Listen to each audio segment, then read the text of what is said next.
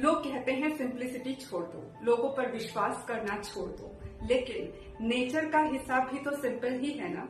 यहाँ हम thought energy को जिस इंटेंशन के साथ रिलीज करते हैं, उसी इंटेंशन के आधार पर यूनिवर्स या नेचर हमको उसी एनर्जी को वापस लौटा देती है। क्यों? क्योंकि हम एक क्वांटम ओशन, एक क्वांटम समंदर में रहते हैं और समंदर की लहरों का एक सीधा सिंपल सा हिसाब है कि ये लहरें हमसे जो कुछ भी लेकर के जाती हैं वो वापस लौटा भी देती हैं। तो इसका मतलब ये कि ये नेचर का नियम है या ये नेचर की सिंप्लिसिटी है कि वो हर कॉम्प्लिकेटेड एनर्जी को अपने नियम से तोड़कर सिंप्लीफाई करके हमारे जीवन में भेज ही देगी।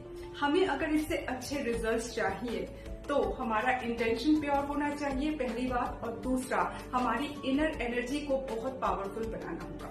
अब ये जो इंटेंशन है उसकी प्योरिटी और इनर एनर्जी का पावरफुल होना, ये आप चाहे भक्ति से कर लीजिए, ईश्वर या यूनिवर्स की भक्ति, या फिर आप विज्ञान को समझ लीजिए कि हमारी थॉट एनर्जी से जो फोटोन निकलते हैं वो किस तरह से स्पेस टाइम फैब्रिक से टकराते हैं, मैटर क्रिएशन प्रोसेस से गुजर करके मैटर या रियलिटी बन करके हमारे जीवन में आते हैं। और अगर आपसे इन दोनों में से कुछ भी ना होना तो फिर किसी से सच्चा वाला, डीप वाला प्रेम कर लीजिए।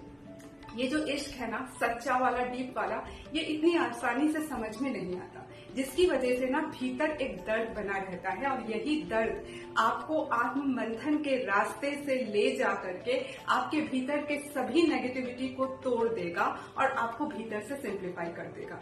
और जब ऐसा होता है ना, तब आप एक्सपीरियंस कर पाएंगे कि किस तरह से यूनिवर्स आपका हाथ पकड़ करके बड़े से बड़े समंदर को आसानी से पार करवा देती है।